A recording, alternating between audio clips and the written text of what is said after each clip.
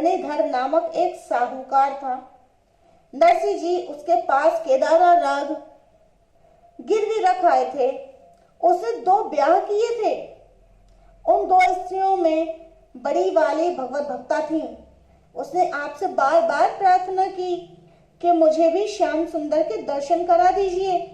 श्री नरसिंह जी ने कहा, बहुत अच्छा, ऐसा ही होगा। श्री नरसिंह जी की इस बात को सत्य करने के लिए भगवान स्वयं श्री नरसिंह जी का रूप धारण करके उस साहूकार के घर गिरवी रखे हुए केदारा राग को छुड़ाने के लिए गए। उसके द्वार पर जाकर आपने पुकारा, किवाड़ खोलो। साहूकार की भक्ता स्त्री ने उठकर किवाड़ खोले और उसने श्री नरसिंह रूप भगवान का दर्शन किया। साहूकार चद्दर से मुंह ढककर सो रहा था। उसकी स्त्री ने कहा, श्री नरसिंह जी पधारे हैं, रुपए ले लो, कागज दे दो। उसने कहा, तुम्हें रुपए लेकर उस कागज को वापस कर दो। उस भक्त स्त्री ने रुपए ले लिए, कागज लौटा दिया।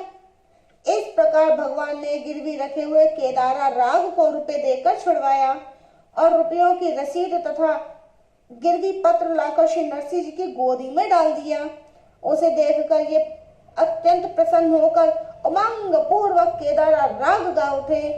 उसे सुनकर श्री श्याम सुंदर अपने सिंहासन से उठे।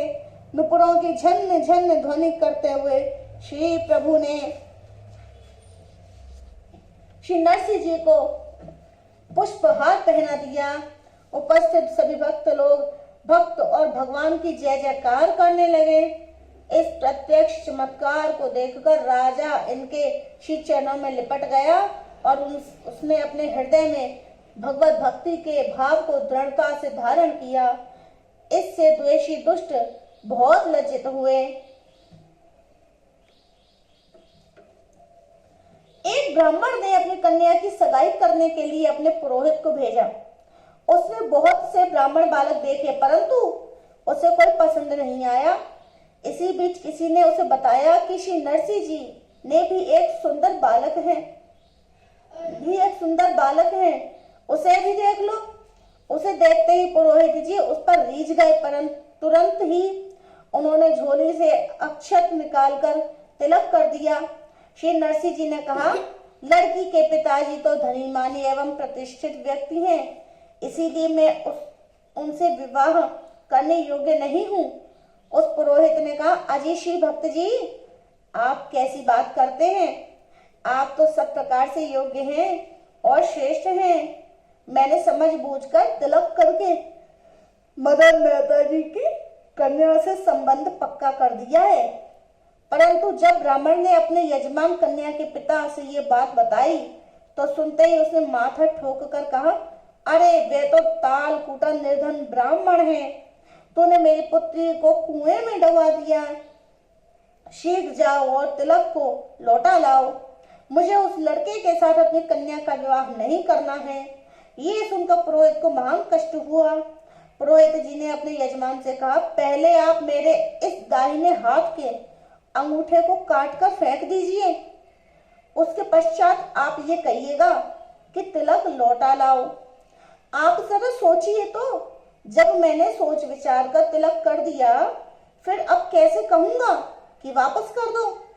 लड़की के माता पिता आदि सभी अत्यंत दुख में भरकर बोले, हम समझ गए, इस लड़की के भाग्य ही ऐसे हैं। अब तो लड़की को सुखी करने का यही एक उपाय है कि जब वे बारात लेकर विवाह करने आएंगे, तब हम उन्हें बहुत सा धन दहेज में दे देंगे। कुछ दिन बाद जब लगन पत्रिका भेजने का समय आया, तब पुरोहित जी ने लिखकर उसे लाकर श्री नरसिंह जी को दे दिया।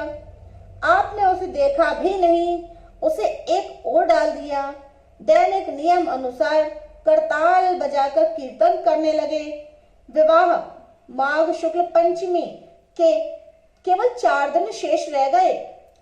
तब भी श्री नरसिंह जी को उसकी कुछ भी चिंता नहीं थी। तब भगवान श्री कृष्ण चंद्र जी श्री रुक्मणी जी के समेत पधारे। प्रेम से विभोर होकर आप दौड़कर श्री भगवान से मिले और श्री चरणों में दंडवत प्रणाम किया। श्री रुक्मणी जी के समेत भगवान श्री कृष्ण आते ही विवाह उत्सव की चहल पहल आरंभ हो गई। जहां तहां विविध प्रकार के व्यंजन बनने लगे, महिलाएं मंगल गान करने लगी।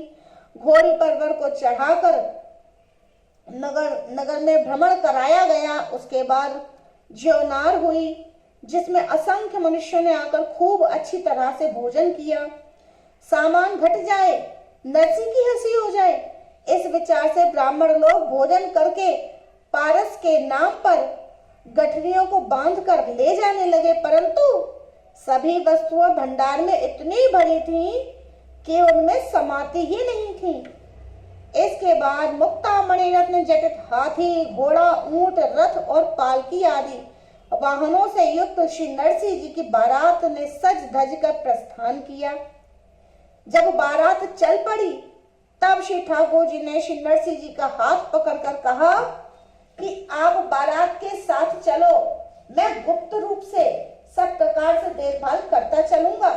श्री नरसिंह जी ने कहा, प्रभु तुम जानो और तुम्हारा काम जाने, जो चाहो सो करो। मुझे तो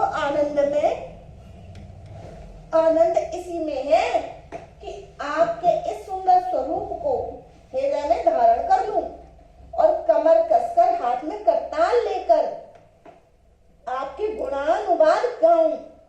तब भगवान ने विचारा कि इनसे कुछ होने वाला नहीं है, अतः संपूर्ण कार्यभार अपने ऊपर ही ले लिया।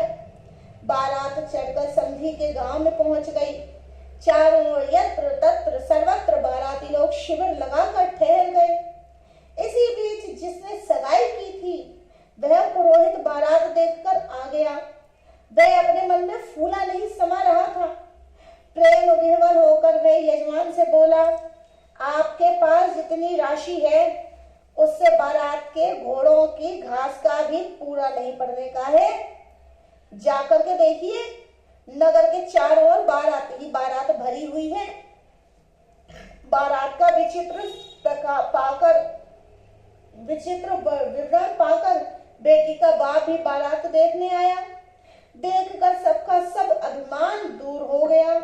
उसने पुरोहित का आश्रय लिया, बार बार प्रार्थना की कि आप कृपा करके मेरी लज्जा रख लीजिए, मैं आपकी शरण में हूँ।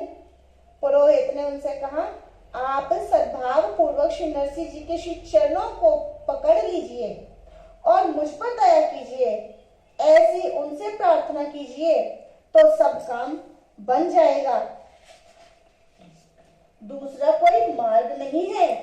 यह सुनकर आंखों में आंसू भरकर श्री नरसिंह जी के चरण कमलों में पड़कर कन्या के पिता ने प्रार्थना की कि प्रभु मुझ पर कृपा कीजिए।